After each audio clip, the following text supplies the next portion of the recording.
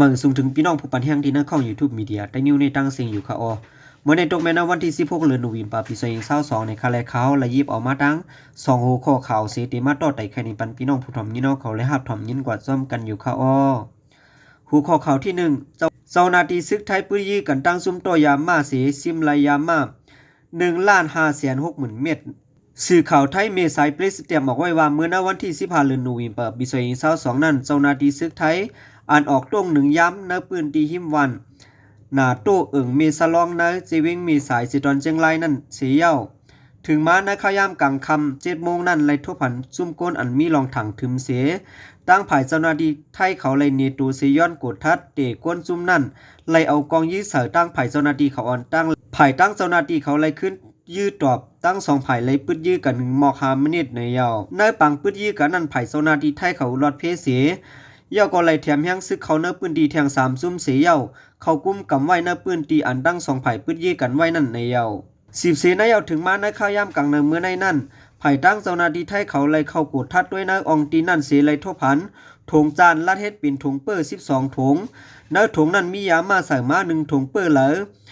130,000 เม็ดโคมกันตั้งหมดเป็นยามา1,560,000 เม็ดเส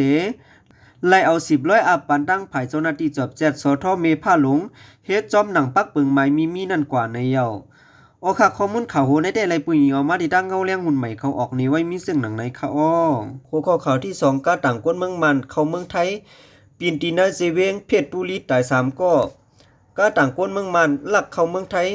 มาปีนตีนาเซเวงเพชรบุรีมีโกนขี่มาจอมกานั้นลูดตาย3เปิงเปลี่ยนได้เป็นกว่าเมื่อวันที่14เดือนธันวาคมปี2022เข้ายามกลางวัน2 โมงเปลี่ยนย้อนฮอโลดกาไว้ยังเสกว่าผางยาเสาลักไผ่ผ้ากลางตั้งผู้หญิง2ก็ตายทั้งตีแลกก้นโฮกาเต้กว่าตายตีห้องยาโกเยมินผู้อ่อนโหตรง1ตาศูนย์ไล่จุ่มแหงการยานเมืองลัดในหนังไหนเป็นรถกาต่อต่างก้นเมืองมันข้ามแลนลินเข้าเมืองไทยเขาแลบเวลานเสฮอไว้แหงหนาแลผ่าเสาลักไผ่กลางตั้งมียิ่ง2ก้อนนั้นเสียนออกโลดกว่าตั้งยานไก่โลดนั่นแหงแลตายทั้งตีในเย้าก้นฮอกาเต้กว่าตายตีห้องยากาเต้เหลวเพี้ยวมดจุ่มไผ่จอยแถมแห่งการยานเมืองมันเขาลัดนี้หนังไหนลองลดกาต่างก้นเมืองมันปีนตีหน้าเมืองไทยในใกล้เปลี่ยนใกล้มีก้นตายย้อนกาปีนก็มีนำหนาแลอยู่ที่ผู้จอยแถมไผ่แห่งการยานเมืองก็ไล่คัดใจจอยแถมตาหาไล่ลองเพ่งเป้งตาหาไล่ขึ้นกาไซเตียนเจนั่นกุยมินลัดนี้หนังไหนกาต่างก้นเมืองมันในใกล้ปีนนะค่ะพอมีกาปีนก็มีก้นตายก้นเจ็บขย่าพอเข้าปีใหม่เข้าเหลือนหาเจนยิงแค้นไหลพังแห้งป่วนมาก่อกาก้นเมืองมันปินตายนำว่าน้ำพ้องนั่นเฮาคา AAC และจุ้ม NUG โฮมกันทุกย้อนปันไหลขึ้นกาไซเตียนหมอก1ก็เหลือ1 ล้านบาทเงินไทยว่าไหนเมื่อวันที่28เดือนธันวาคมปี2022นั้นก็กาต่างก้นเมืองมันปินตีเส้นตั้งหลงเวงสังขปุรีตาย4ก็และหมัด9ก็